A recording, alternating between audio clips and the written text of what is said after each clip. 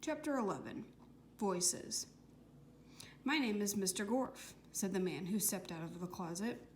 And, surprising as it may seem, the children weren't afraid. It was his voice. His voice was full of comfort and wisdom, like an old leather chair in a dusty library. It didn't matter what he said. It felt good just to listen to him. He was a handsome man with neatly combed brown hair and clean fingernails. He carried a brown briefcase. Nobody even noticed that his nose had 3 nostrils. "Since I am going to be your teacher for the next few months, let me tell you a bit about myself.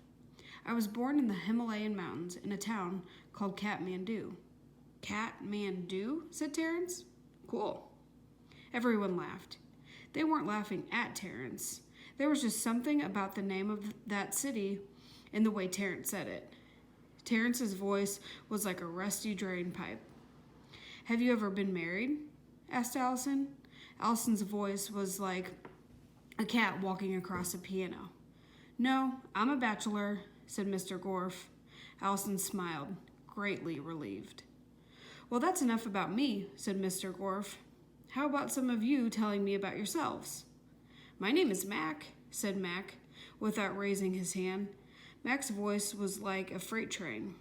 "I built the biggest snowman you ever saw. Man, it was huge. I had to stand on a ladder to put the hat on his head.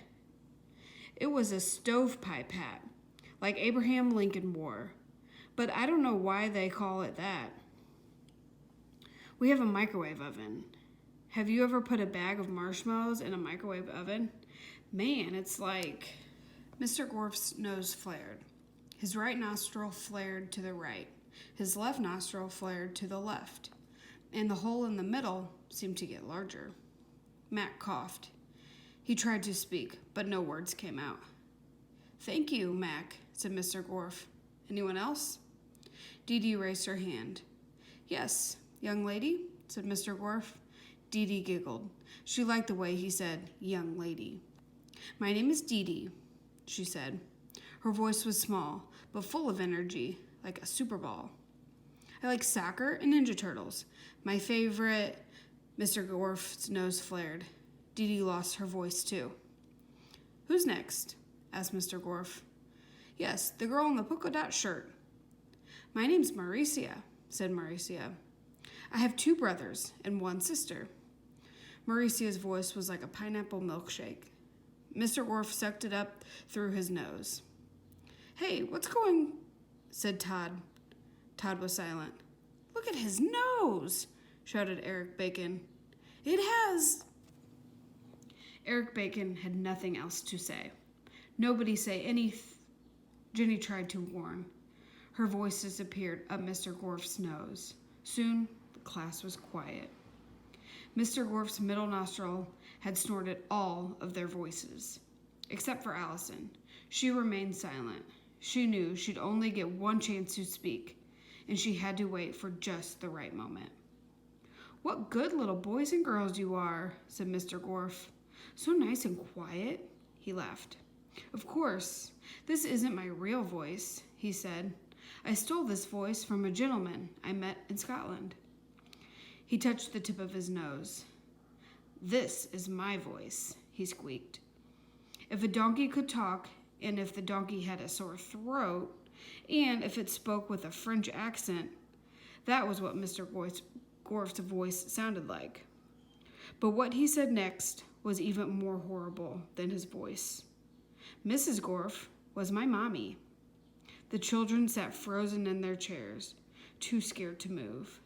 Suddenly, there was a knock on the door. Mr. Gorf touched his nose. "Who is it?" he asked in the pleasant voice he stole from the Scottish gentleman. "Miss Mush," said Miss Mush from the other side of the door. "I just came up to say hello and welcome you to Wayside School."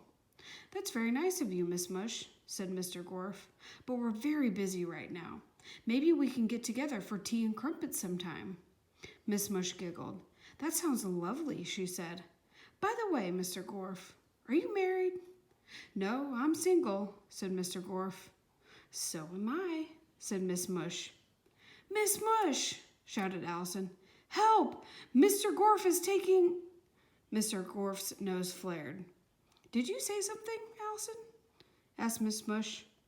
Mr. Gorf touched his nose. Then he spoke, this time using Allison's voice. Mr. Gorf is taking us on a field trip next week, but he might need help. Do you want to come with us?